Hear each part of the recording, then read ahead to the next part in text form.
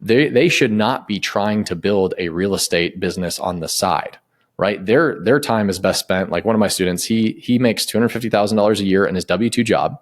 He's got a side business that he's building that's making, right now it's about $200,000 to $250,000 a year.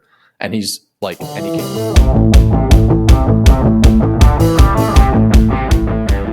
Wyatt, thank you for joining us today on our podcast, Freedom Fighters Podcast. Appreciate you joining us as one of our first guests and taking the time to sit down with us and kind of tell your story and how you got here and some of the things that you done with your life. So, yeah, thanks for having me. Yeah, I'm excited to be here, guys.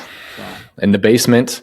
We got the gym right over there, so I'm just I keep wanting to just go do curls, but this will be a good one. I said we could get a little chest pump before we got on. I know. Don't tell them. Don't tell them what we did. So I appreciate it. If you don't mind just starting us off, kind of where it all began back home in Colorado, and just kind of start off there. And how'd you end up in Nebraska, I guess? Yeah. So I never thought I'd consider myself a Nebraskan, but here we are like 13 years later. Grew up in Colorado for the most part and played basketball at a small college in Nebraska called Doane. That's where 5'11" white guys play basketball. So got the scholarship there. It was, about sophomore year, I realized I wasn't going to make it to the NBA. And so that was when I said, okay, well, if I can't go to the NBA, I might as well. I read this little book called Rich Dad, Poor Dad, right? And I was just like, man, I don't want to work the rest of my life. I want to have assets working for me while I sleep so that I can then go do whatever I want, right? And this is the Freedom Fighter podcast, right? It's all about freedom. And so it was, and then a few more experiences. I got sent home for not wearing a belt at the internship I was at. From, I had to wear a full suit and tie to sit at a desk and talk to farmers on the phone. It was just, I hated that desk corporate job. And so at a very young age, I was like, I do not want to be told what to do. And I don't want to have to be in this corporate life for the rest of my life. I want to have something working for me while I slept.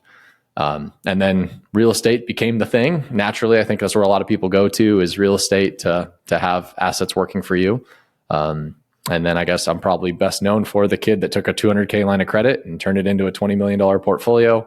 I don't own all of that. I own about 40% of it. But I did it in 8 years and yeah, now we're here. Very nice. So you said you're 5'11" white guys go to play. What the program put you at? Because I know it wasn't 5'11". Hey, I was like 6'4" or something. I was 6 foot. I was in. Okay. I was. Y'all didn't lie that much. Okay. Yeah, I didn't. It's funny. I'd go up against the 6'3" point guards, and I'm like, I'm taller than you. Yeah. That is. So came here, went to Doane, got started in real estate. How'd you get Rich Dad Poor Dad? I guess kind of like, how'd you start going down that path? Someone handed it to you, find it in the school library? Or what's kind of the story there? Yeah, well, I watched Shark Tank, right? And I just loved watching Shark Tank. And I was like, man, this is it. And so I think it was Mark Cuban talked about it. And I was like, okay, well, I want to be like Mark. I'd written down on my board, I want to be a billionaire by the time I'm 25. A billion with a B? A billion with a B. I missed it by 999. I missed it by a little bit. Yeah, but still, I aimed big, and so yeah, that just really stemmed that, and from there is just constant action. And I was lucky. My first job out of college, I worked for a home buying company in Colorado, so I got introduced to how to buy real estate and how to make money in it. And I was just like, man, these investors are making so much money and I'm doing all the work is what I thought. And so then eventually I ended up talking to my college sweetheart, who's now my wife, who is from Omaha. And I ended up taking a job in Omaha, moving from Colorado back to Omaha, and been here ever since. So you came here to Doane, which is by Lincoln, if I'm not mistaken. Close, yeah. And then went back to Colorado and then decided to come back. Right. So you decided to move to Nebraska twice. Wow. Yeah, twice I made that mistake. Yeah. It's my second stint here too, so I can't really talk too much. Yeah. But, and now my parents just moved to Bennington, so from South Dakota, so I don't think I'm leaving anytime soon. Yeah. Well, so it's a good state. How did your shift go from I'm going to be a billionaire by 25 to I want to be happy, and I want more time in my life, and I want to focus on relationship with my wife. Where did that transition come from? So that transition happened, man, time over time over time. And it's evolved as I've gone on my journey. Right. And so just being transparent, like it was, I want to have my time back. And then after I left my W-2 job, it was like, I thought I had all my time back. And I was like, well, I just got more ambition. And so then I set the goal higher, and then I worked even harder. Right. And then I spent even less time with my family. And I watched as my family, or as my wife and I's relationship started to dwindle. Right. And it was actually after I left my W-2 job, surprisingly enough. And so then, really in the last year and this year specifically, it's been a lot of rekindling that and like, okay, what do I need to do to be present when I'm at home? Right. One thing I had is I had a home office, and I still work from home sometimes, but the majority of the time now I go into an office. So I have separation from work and home. And then when I come home, the phone goes on the table after 6, and we just spend quality time with each other. So I can't say it's been, smooth or rocky, and, I'm 29, so I don't have it all figured out, but, it's just, I'll share with you the things that have worked for me and the things that haven't. I think that's great. Just finding those principles that when you put them into practice, they can really see a change over time. And obviously not every day that you're, disciplined 6:01, I'm off my phone, but do it more and more and more, you're going to yield the results over time, which is real estate investing 101, right? Mm-hmm. Yeah. I mean, we're sitting here, podcast over here, gym in the middle, and then my office on the other side. And I feel your pain. Like, my wife is at home, and so noon, she's like, come have lunch with me. I'm like, I'm doing something. Like, it's always like, no, you're at home. Like, that's how she sees it. But I see it, I'm at work, and it's definitely a constant struggle, whether it's 6 o'clock in the afternoon, 6 o'clock in the morning, or noon. It's always been a struggle, at least for me. So I do look forward to. It might sound like a waste of expense to rent an office or whatever you go through, but I think for just peace of mind and all that, it's definitely worth it. Yeah, it's definitely helped us. I relate to those issues going when I left W-2. I was in the Army, left that and went full-time real estate, and I mean, the pamphlets didn't tell me I'd be working 24/7. I thought this was going to be the dream, and then I realized that it's difficult. You go from working for someone else, being in that E category, to self-employed very quickly. And I mean, I'm sure, from what I've seen, the Thrasher guys all seem to do pretty well in the self-employed industry, but it's not all rainbows and butterflies, right? Yeah. You're talking about the cash flow quadrant, right? Mm-hmm. Yeah. And so it's one of my favorite quotes is it's business, and in real estate, it's a tough way to make an easy living. And so, it's like passive cash flow is a myth until it's not. Right. And so it's if you do want to make that jump, it's going to be the hardest thing in the world. It's not going to be easy because everyone else wants to make it too. And there's a reason why 9 out of 10 business owners fail in the first year. There's a reason why 9 out of 10 business owners fail in the next 3 years, right? The ones that make it out, like it is the hardest. It's hard.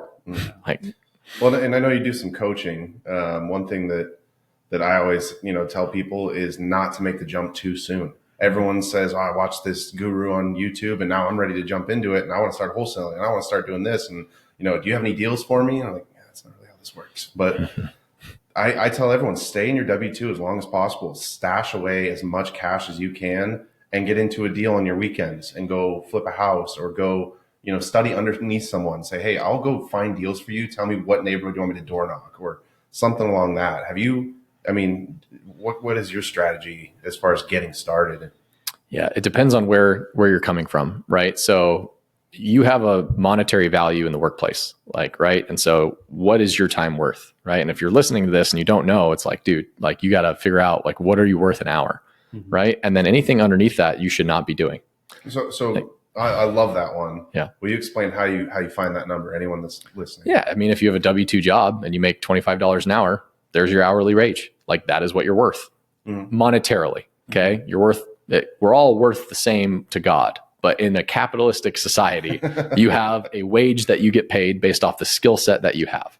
Right. And so, for my students, some of these guys are making $250,000 to $500,000 a year. These guys, they should not be trying to build a real estate business on the side, right? Their time is best spent. Like one of my students, he makes $250,000 a year in his W-2 job. He's got a side business that he's building that's making, right now it's about $200,000 to $250,000 a year. And he came to me to focus on real estate. I was like, dude, like we are reshaping this. You should not be focusing on calling direct to seller or calling brokers, right? You should be focusing on just finding a couple who's to bring deals to you so that you can go do what you're best at and then have everyone else do this and partner with the operators or whatever you need to do. And so to answer your question, it really depends on who you are, right? You need to increase your earning potential, right? And then stick in the W-2 that you're great at. And I was guilty of this. I made the jump too soon. I really do believe that. And I waited. Like there's 2 years where I almost made the jump and didn't. And I kind of wish I would have waited even longer because I was making great money in my W-2. And so the side business, whatever you're doing, like my other student, for example, he makes $250 in his W-2. He then has a side business that's making almost the same as his W-2. When you can come to the same or greater, that's when you make the jump, right? Whether that's in business or in real estate. Yeah, absolutely. I think the biggest thing that I've learned since starting with real estate is we talk about real estate as this passive thing.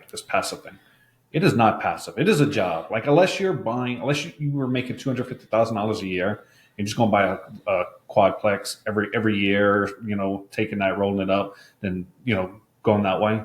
It's a job. If you're flipping, if you're wholesaling, if you're doing Airbnb, anything like that is a bolt-on job. It's not a passive thing. And I think a lot of people miss that when they started. I know I missed that when I started in real estate. Like I'm gonna go out, I'm gonna underwrite 20 deals a week and go make all these offers, and like that turns into a full-time job quickly. Mm-hmm. So I mean, even being an LP, it's somewhat active. You have to vet these investors. You have to build the relationships, get your name out there. So I don't think there's any part of this industry that is truly passive. Yeah, unless you have an agent or a wholesaler that basically works for you, kind of like what you're saying, just brings you deals and say, hey, you got a really good deal. This is what it costs. And you just say, yep, I'll take that deal.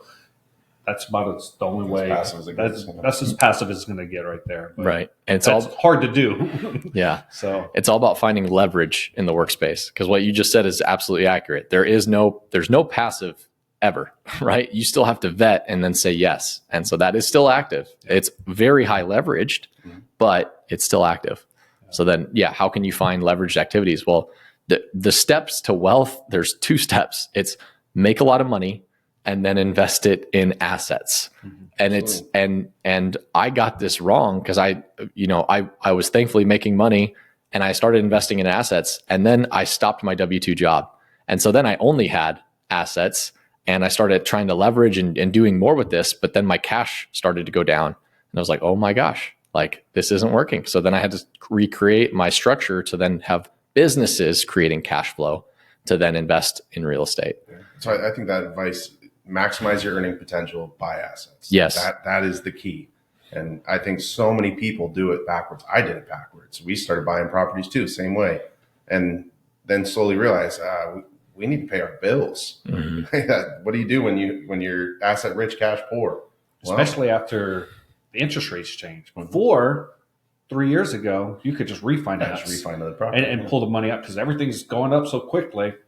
4% interest, 3.5% interest. I'll just refi it, and take money out. But like, you're not going to refi something at 3.5% and something that's 7%, 8% right now. So it's that's definitely took that leverage off the table, if you will. Yeah, but times have changed. Yeah. So you kind of, what did you start off when you got into real estate? You started off wholesaling, flipping, buying whole. What was kind of your strategy there? So I didn't have a bunch of money. First off, I just bought a duplex, lived in one side, rented out the other, right? So I did the house hacking strategy. Was that intentional or just? Very intentional. Yeah. Used a FHA loan. So 3.5% down, first time home buyer loan. So I got into a duplex with very little money that I could afford because I got a job here with a W-2 plus commission. So I had uncapped earning potential. That was big for me.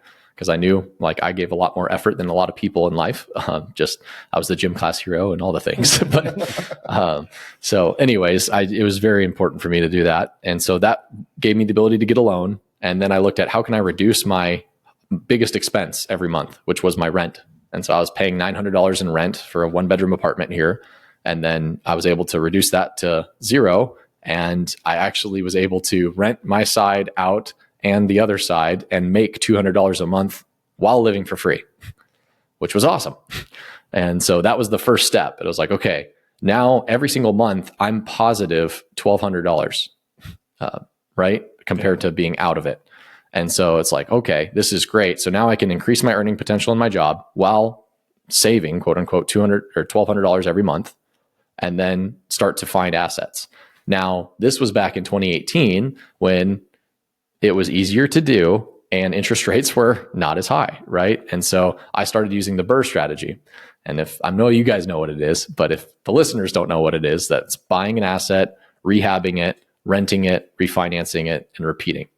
Now, the reason why that's so good is because you can recycle cash, right? And so I didn't have much cash, but I was able to borrow money to buy assets to improve the value, to then have the bank pay the money back to me, to then give it back to the person I borrowed it from, and then keep the asset. And I was like, holy crap. I did it one time. I was like, this is the way. And so in my young 20s, I was able to pick up assets with no money in. And then I just repeated it. And now I've done it 56 times and it's worked. Yeah. Are you still doing that today? No, Okay. I am not doing that today. And the reason is because when you go to improve it and then refinance out, it doesn't cover debt service, right? And so are we doing value add projects today? Yes. Are we able to refinance all of our money out? No, which means money has to be left in the asset, which means we have to have something generating income to be able to leave money in the asset. One thing I see a lot of people that were on that craze, and I was too. I love the BRRRR strategy. I thought it was, the greatest thing that ever happened. But ultimately, when I was very active in the forums, I would get on Bigger Pockets forums. I would get on calls with whomever would talk to me. As many gray-haired guys as I could that got the bumps and bruises. I'd try and find these principles.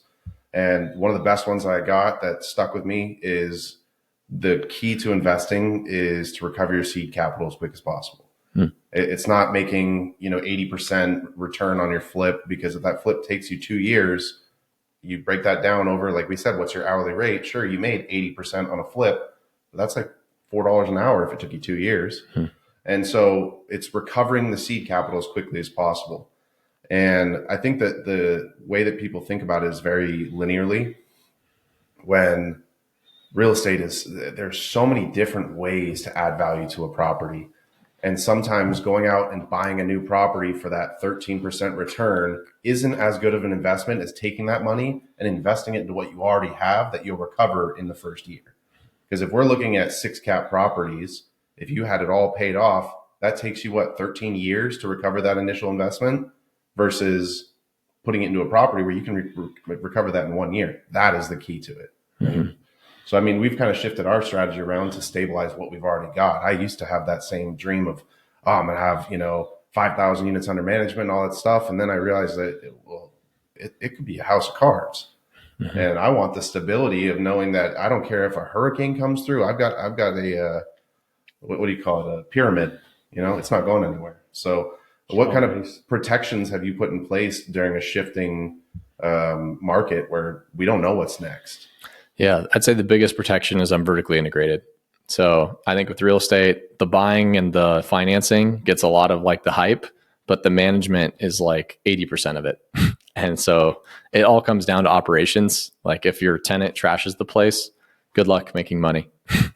And so it's just, that we have a full team, 5 employees right now is my team that manages everything that we have between Omaha and Lincoln, Council Bluffs. And like we reduce our vacancy. We really focus on renewals. So money is made. It's one of the biggest learning lessons I had was money is made on the renewal. It's not made on the lease.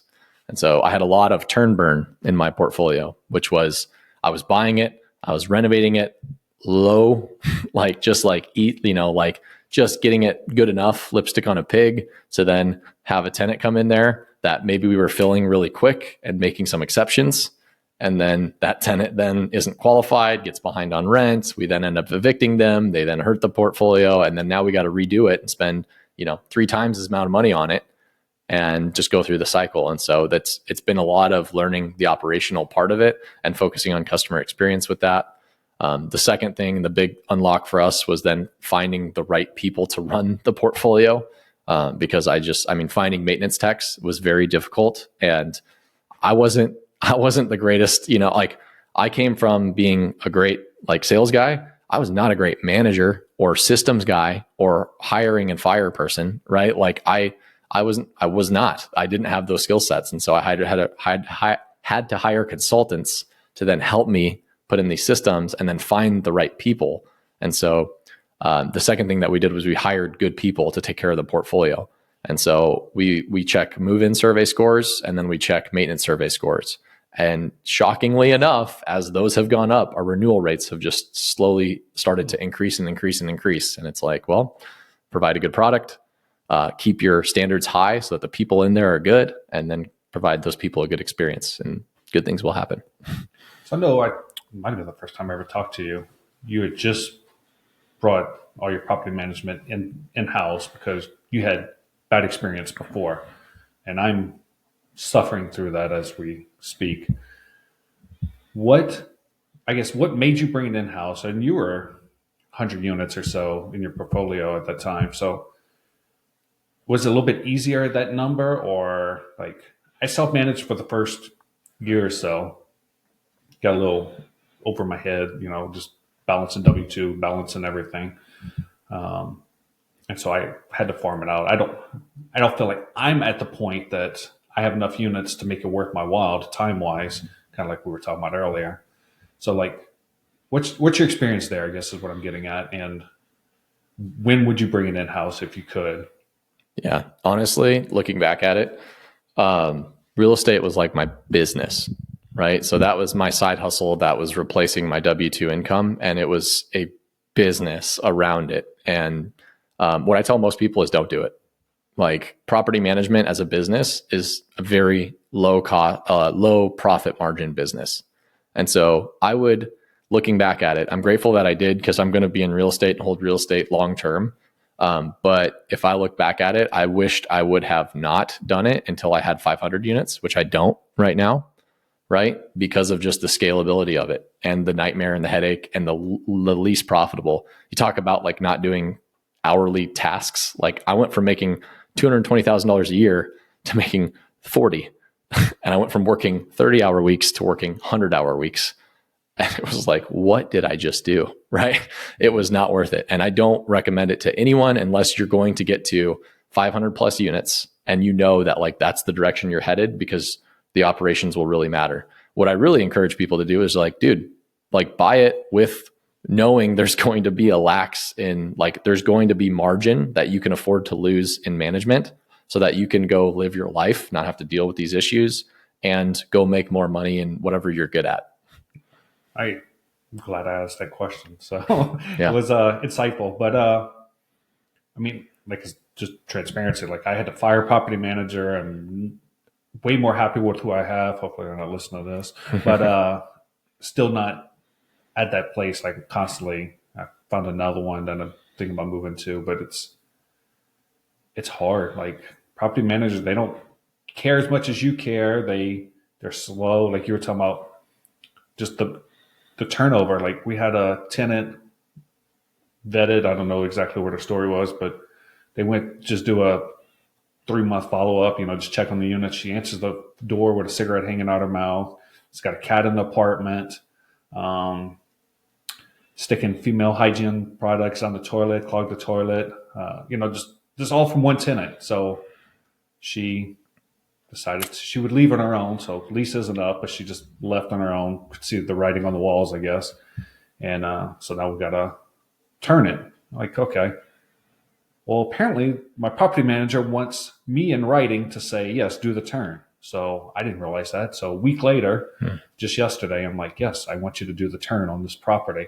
So we lost a week to vacancy there just because of email.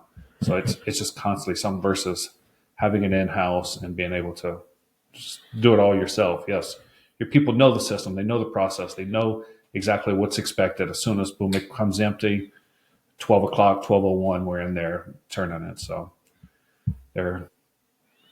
there's definitely efficiencies having it in your own, but like you said, low profit margin. So Well, and I've experienced a lot of those kinds of things too. And I think that through, me trying to understand more about myself and more about what's within my control, not within my control, and the ego behind it.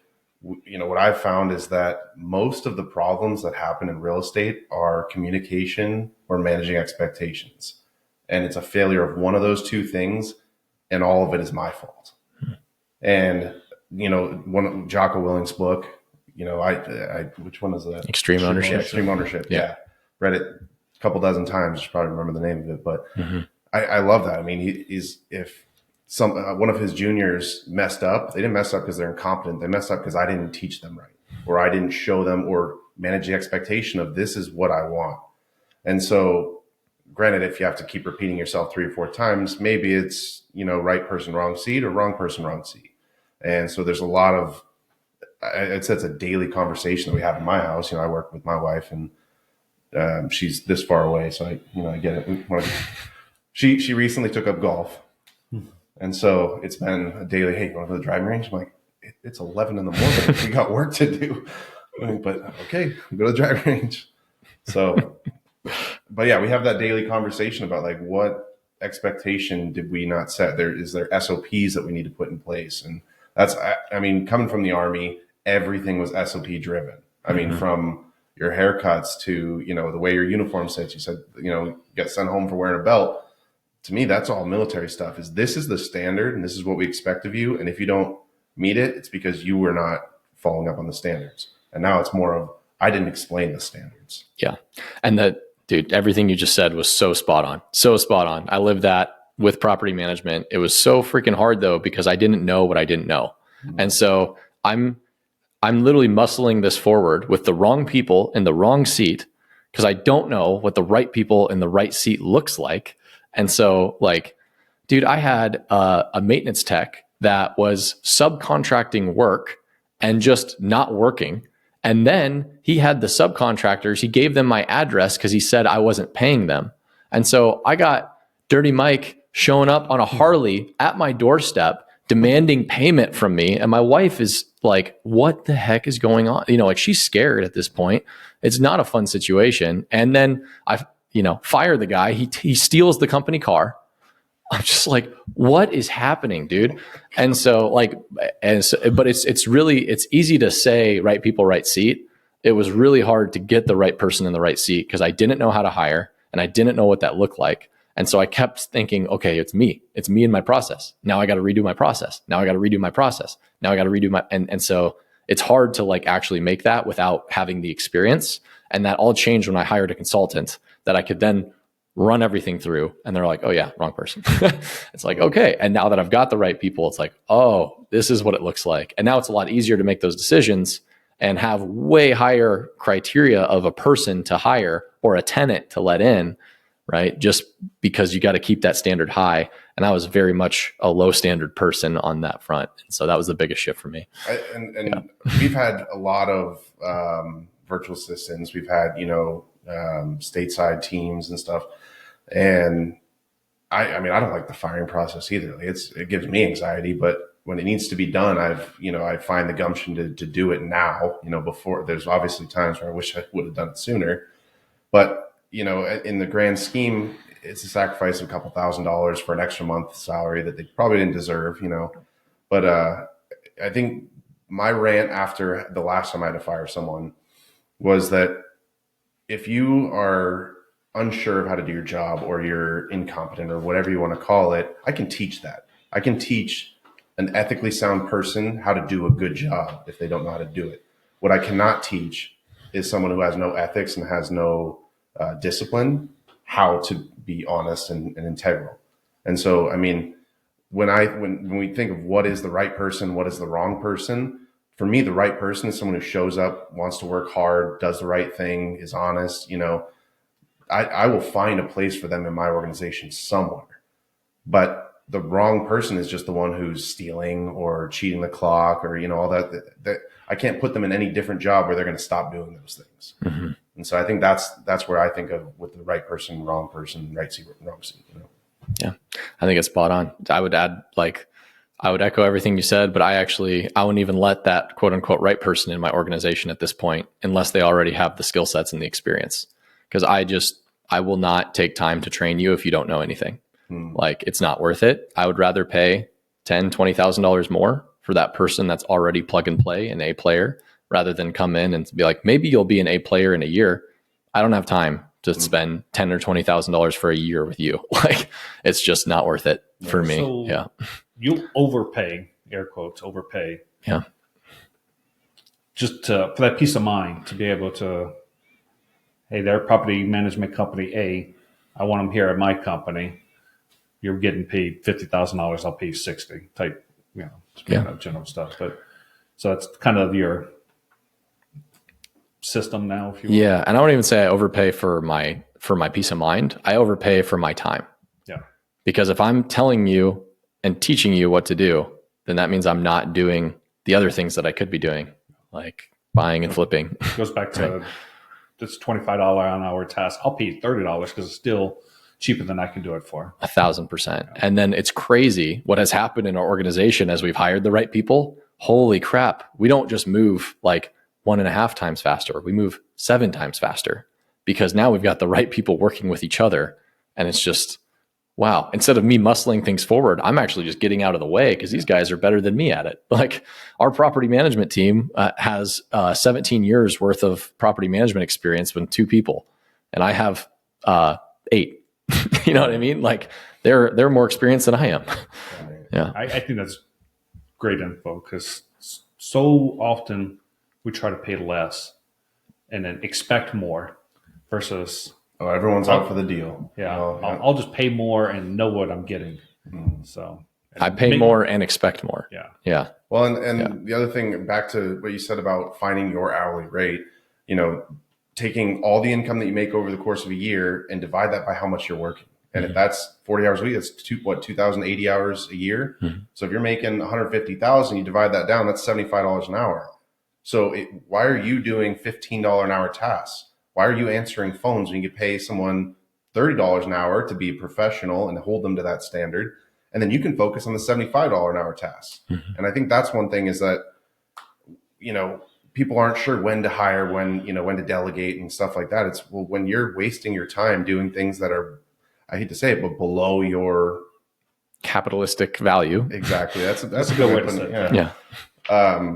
Then it should be delegated out. And it's something that's very hard, especially being sole entrepreneurs. No one can do it as good as I can do it, right? True. But surprisingly, a lot of them can. Probably better than me at most things. Bookkeeping, I am terrible at bookkeeping. And that's one thing I've held on to because it's just the control factor. Yeah. I got rid of that one quick. Yeah. I got a meeting tomorrow about that one. So good. I go file taxes. So you mentioned basketball, that you played college basketball. Both of us were in the military. Yeah. I have noticed in my real estate entrepreneurship endeavors, there's a high percentage of people that were either military, professional sports players, or at least college sports players. Like, you could have played at a high level in high school, but I haven't really seen that go up, to the entrepreneurship. In your opinion, why is that? Is it the discipline thing? Is it the teamwork thing? Like, what do you, have you noticed that, I guess? Yeah, I think, just in general, like, sports is it's physical and it's discipline, right? Like, it's all it takes. You just got to show up and you got to go through it. And like, for me, I was, this is crazy, but for my basketball team, we had 56 players on the team my freshman year. And is high school or college? College. Wow. We had 3 different teams, right? It was NAIA, so they use it as a recruiting tactic to get you to come out to the middle of nowhere, Nebraska. But if you pay for my college, I'll come. So anyways, 56 players on the team my freshman year. 28 of them were freshmen. So there's always a huge freshman class. They just always huge recruiting class, knowing there's going to be a lot of drop off. Of those 28 freshmen, 2 of them were on varsity freshman year, and the rest of them weren't. And 3 of those players played all 4 years. I was the one that wasn't on varsity freshman year that played all 4 years. And so there was a huge attrition rate. And so I think sports in general, if you played 4 years of sports in college, then I have a lot more. I have a respect for you, because it's just a grind, like on top of class, on top of social life, on top of an internship, if you have that. Well, and I think it's overcoming the mental barriers more than it is anything about the athletics, or the military. Especially when you put it that way. Yeah, I didn't do anything special in the military. I didn't do any of the cool guy stuff. I was a vehicle mechanic. So, but having the ability to do hard things, I think that's where we then go into this entrepreneurship, and I'm still in college right now. So I'm doing, going through my bachelor's. I've got like 2 classes left.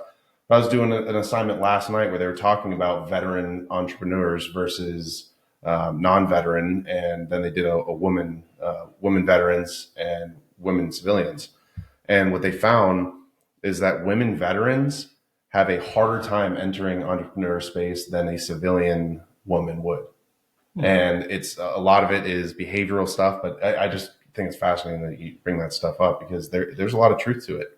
Yeah, I've noticed, like, it's just a question that just intrigues me, I guess, because, like, I asked David Green the same question. I was talking to him one day, and I'm like, so he's prior law enforcement. I'm like, what is so it's just one of those questions that I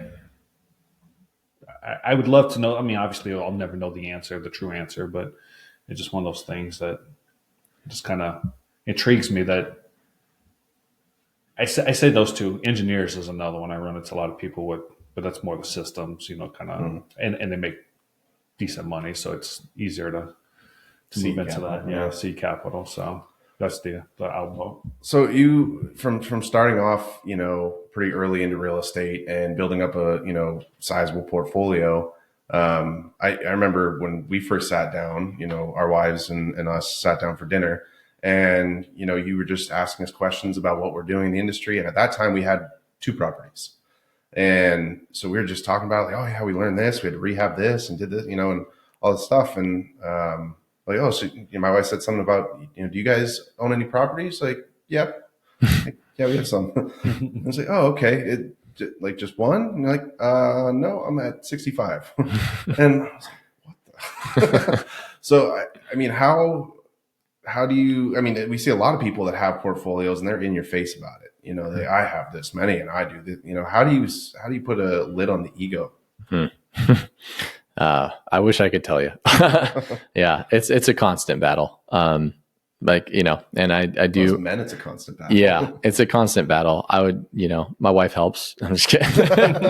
I'll second that one. Yeah. No, it's been, to be honest with you, it's been a journey. Like, I'd say the closer that I walk with God, the better it is to keep me intact of like how great he is and how, much I need him and depend on him, and not great I am. Right. And then, it's been a journey. Like I'll be honest, 2023 was probably the darkest year of my life, because I had, strayed away from God, got out of quiet times, got out of, we changed churches in 2020, and then we never got plugged in because we went to a bigger church, and you go to a big church, but you don't know anyone. You really just lose that Christian community. So it's like having God and having other godly brothers that can really hone you down, and just be like, yo, like, you're not that great. It's like, yeah, you're right. So anyways, just like getting back into godly brothership, surrounding myself with good people that can keep me humble. I'd say that's it, because like power corrupts. Like look at like the story of David, right? Like he had everything, and then he still, slept with Bathsheba. Yeah. And then tried to cover it up, and did by killing. Yeah. And then got called out years later. Right. And so it's like, dude, like pride is a constant struggle. And I can't tell you, I'm not an expert on figuring out my pride, but I just know that these things help. Yeah. Oh, that's great. And we've talked about it a lot. Just being a part of a men's group has been so beneficial, more than any business coaching, any masterminds I've been a part of. It's just being able to take your problems to other men that one will tell you, suck it up, buttercup, when you need to, but also, why are you acting like this is your own problem? Like, where is God in all this? All you've talked about is your complaints, and not once did you say, this is what I asked God for. And I think that that's one thing that I absolutely try to practice every single day and when we have hard decisions to make and stuff like that, I'll stress out internalizing it. And my wife is very good to remind me, like, well, did you pray about it? Mm-hmm. Like, okay, good call. Mm-hmm. So. I agree with all that. Like, I've had struggles, like worried about work more than anything else, and try to get dialed in with God, but fail there, this, that, and the other. And one thing I joined more recently was it's a rucking group. So it's Christian men. We meet Saturday morning and just go hiking through the woods. And, you strap 40 pounds on your back and start hiking some of these hills around here. Get you out of the comfort zone real quick. And that's how we look like that. That's checks out. We they'll go down, like, basically the rules down to -10 degrees here in Nebraska. I haven't been out there for one of those, but 100 degrees they go early in the morning. It's not bad. But yeah, just getting out there, doing something hard with Christian men, and to tell you the hard truth. So I haven't been doing it that long, but it's definitely helped. We ended up being a 13.1 mile hike around Omaha a few weeks ago, and man, it's challenging. Like, a mile in, I'm like, I don't want to do this. Mm-hmm. It's going to be a long day. It was when we had that heat wave. I think that day was like 103 or something by the time we finished. It was pretty hot. So, but doing hard things with men, I think, has definitely helped out and gotten me moving, I guess. Yeah, it's good. And I got Tanner to thank for introducing Christian Men's business community to me, CMBC. So that was, amazing. So thank you. Of course. And that's been so beneficial to me that it's something I love to share with as many people as I can, because having this board of directors for your life is absolutely life-changing. Yeah. So that's good. Speaking of sharing, you mentioned that you do coaching and stuff like that. So now you're sharing your time and helping other people get into real estate. And what all do you do there? What's kind of your focus, and then what's next, or what all are you doing besides coaching? Yeah. So, I love helping people grow portfolios. That is one of my passions now. And that's really where I want all my time to go. I would say right now that's about 50% of my time. And the goal is systemizing and hiring out the rest to then dedicate 100% of the time to just doing that. And it's creating community and education at the same time. And so, right now I've helped 20 students buy over $3 million worth of real estate in the last a little over a year. And then that's through a 12-week program that I have. And then I also have a 7-figure mastermind, is what it's called. And it's just men that are building wealth and they want accountability and community with it, along with some built-in like one-on-one check-ins so that we can help them make sure they're doing things strategically to level up their time. Like I mentioned with the business owner in California. And so between those two things, man, it's been really fun. My goal is to create 100 millionaires. We've got 2 so far. And so we got 99 left or 98 left. Sorry. Yeah. Do you run into some challenges with that? Like, I guess it just, with modern technology, if you will, and everybody's an influencer, do you run into people like, oh, just another guru, or what's kind of your walk with that? Because I guess it's kind of challenging, because if I'm starting out, Wyatt's selling a course, Tim down the street selling a course, this guru's down the street selling a course, and it just makes it hard to find. So how would you navigate that if you were a new person? How do I know that Wyatt's the person, or I know Tim down the street's the person? Right. Yeah. I'm just a 29-year-old life coach, Yeah. So why me? But no, like why join whatever coach you want to go with? I would say morally, you want to make sure not to get scammed, I guess, because there's a lot of those out there. Yeah. I mean, that's just kind of basic. Just vet the program and the coach, like ask for people that are in it and ask to talk to them, right? Because there are a lot of people that just DM you on Instagram that are scammers. But no, the answer is literally like, why me? Like, why not Pace Morby, right? Like, why not Gino Barbaro? Like, why would you work with me? Well, what those guys have is amazing, and you should work with them if you're looking to, do what they did. And so look at what the coach did. The coach is only able to talk about what they've done, right? Like, if they don't have the expertise, then don't go to that person, because they're just going to tell you advice that they haven't done. And so it's like, yeah, why me? It's like, well, if you're local, like, I've got all the vendor relationships that I will literally give you my entire vendor relationship. Like, everyone that I've used, here you go. That'll shortcut your learning immensely, right? I've gone hundreds of thousands of dollars over budget if you count my lifetime, with wrong contractors. And so, like, I've got contracts that are local to Nebraska, right? So, like, why me? I've got those things. I've paid $6,000 in contracts. Like, my program is less than what I paid in contracts. And then you get my relationships with like lenders and everything else. So it's like, basically you get the Rolodex of the coach that you're with. And so, like, if you're listening to this in Alaska, like, find an Alaska coach, like, and then rip off and duplicate whatever that person has done. So you mostly coaching here locally, Nebraska, Iowa. Okay, so it's mostly investors that are investing in Nebraska. Okay. No other, that can be out of state guys that are looking to tap into that, because we do have a great rental market if you look at like price points. And then that's also just local operators here. Okay. Yeah. I didn't realize that, what you're coaching. Yeah. And then here you hint it around, you got a book coming out. I do. What's the story there? Yeah. Well, I put all of I was never a guy that would listen to music in the gym or while I drove. I was always podcasting books. And so it was like, okay, how can I create all the education culmination of like building this portfolio if I was restarting from zero? And so that's why I put it all in the book. I put it into 3 different levels. So number 1 is how to buy real estate. Number 2 is how to systemize real estate. And then number 3 is how to scale it. So it's broken up whether you're a beginner, you're intermediate trying to build that system piece, or you're more advanced and you're really looking to scale with the more advanced tactics. Like, that's what the book is for. And it's coming out on my birthday, October 17th.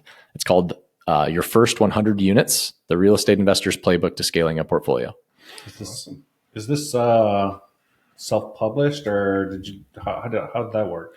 Yeah. I'm interested. Yeah, it's self-published on Amazon. Okay. I spent three weeks of my life on a park bench just writing it, and no chat GPT. It was the real deal.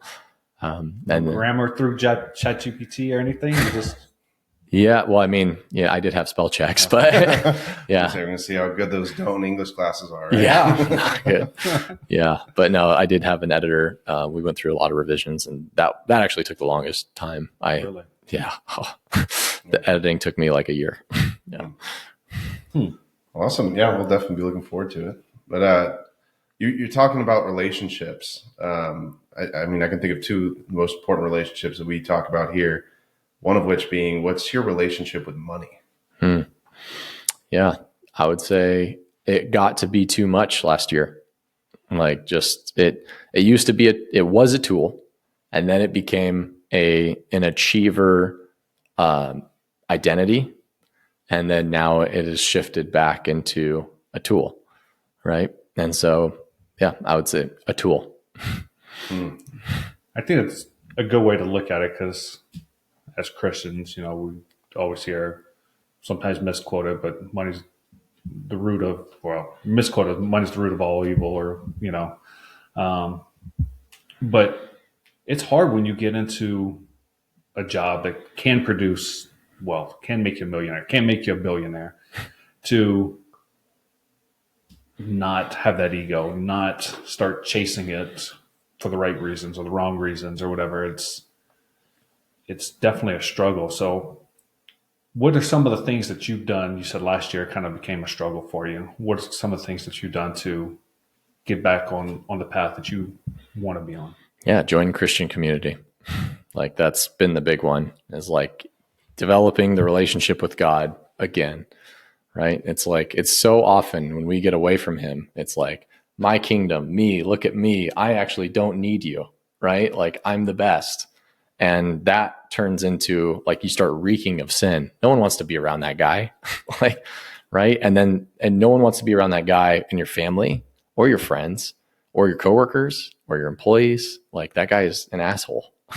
And so like it's been a big shift again of like, okay, I'll give you an example. I went out to a friend's honeymoon. I know it sounds weird, but it was the whole wedding party was invited to the honeymoon. So we all went. And this would have been in 2023. And it was the darkest like time of my life. We were all in Cancun. We all went to college together. And dude, I was so of the mindset that like, I'm a business owner, these employees, they're all employees, right? And I'm like, I don't want to be around employees because like, they're going to rub off on me. And I'm like protecting myself because I've done this journey that no one else has. And it's been hard. The pour off you. Right. Or just their mindsets and like everything. And so I was just an asshole to be around. I reeked of sin, right? All because I was trying to protect me and my kingdom. And it's not my kingdom, dude. Like it's not coming with me.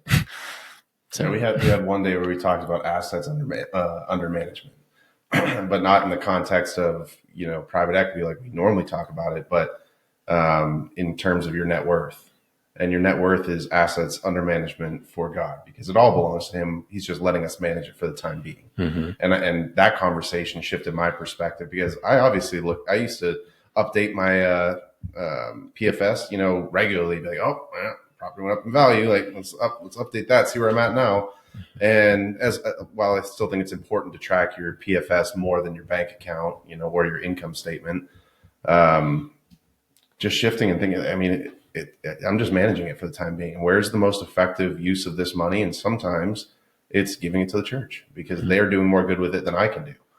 And just releasing my attachment to money, because it becomes an obsession. Mm-hmm. Is how can I make another dollar? And obviously my wife and I are very hard workers, we've just got to be on the move all the time, but we don't have that attachment that we used to have. And it's just, you live it in so much more peace. Mm-hmm. And so I think that's one reason why we like asking that question. Is you can start to identify yourself with your net worth. Mm-hmm. Yeah, it's good. So we talked about freedom of time, freedom of money, religious freedoms, all that. What's freedom to you? Just make it simple. Yeah, freedom to me is being able to wake up each day and enjoy where I spend my time. And to me, that's, in the gym and then in business. Like I enjoy meeting with people. I enjoy teaching people. I enjoy being on podcasts with you guys. Like this stuff fires me up. Like I love being with people. And so, yeah, like I used to think I was retired back when I was 27 and I realized I was not.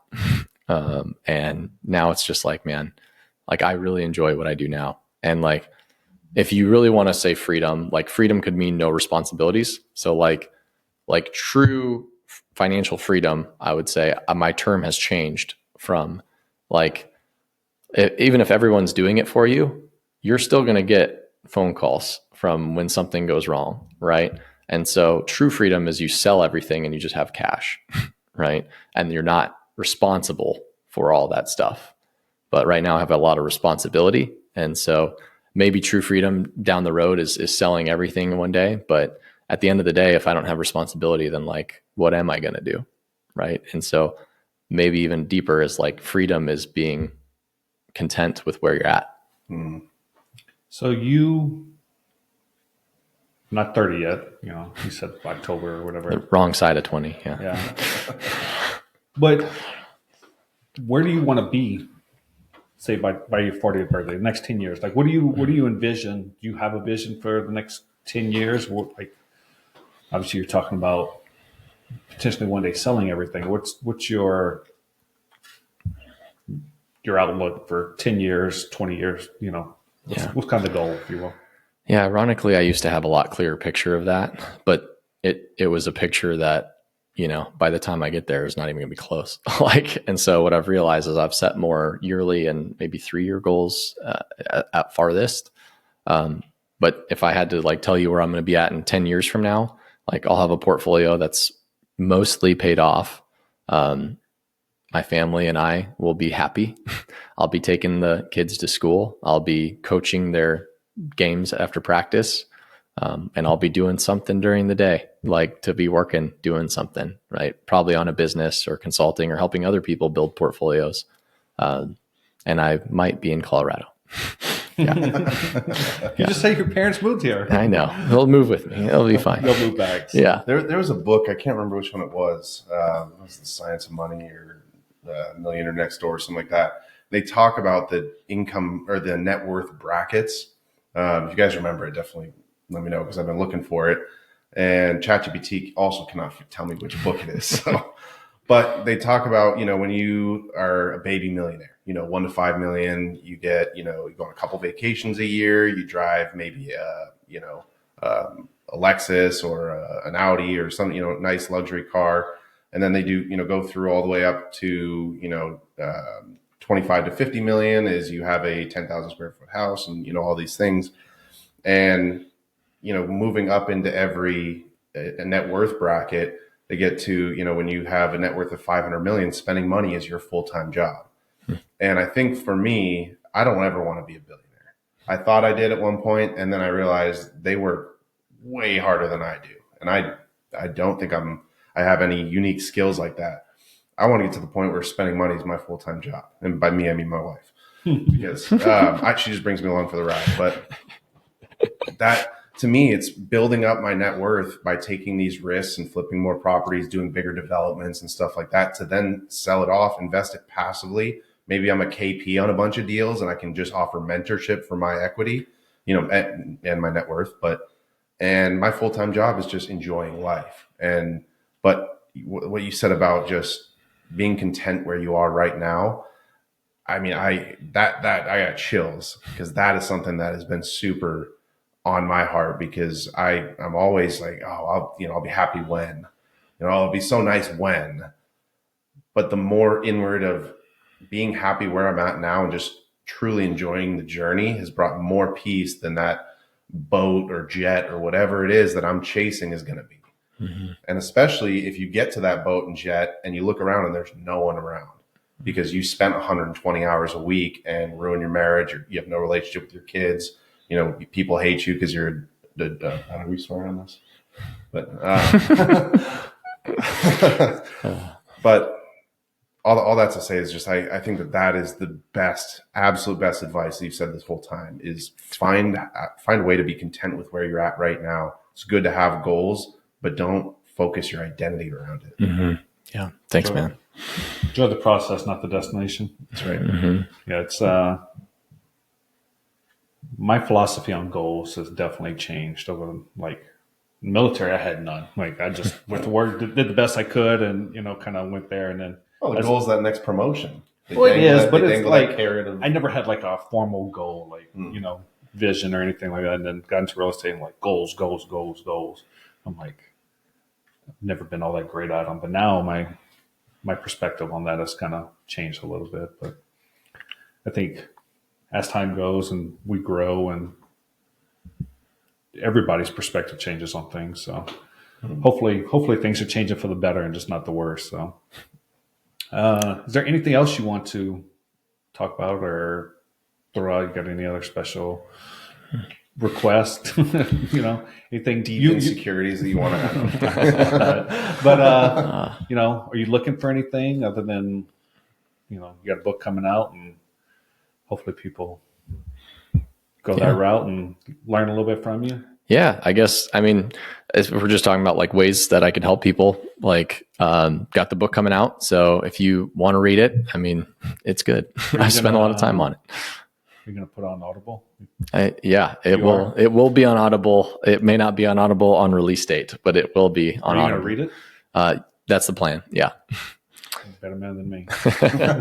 Yeah. So if you want to listen to this voice, but no. So yeah, I've got the book coming out. If you are looking for coaching or consulting to really build your portfolio, then I have that and I would love to help you. And then really on the other front, if you're looking for deals here locally, so we've gotten 22 deals in the last 2 quarters and we are wholesaling them right now. And so if you're looking to do flips, we've got a bunch of deals.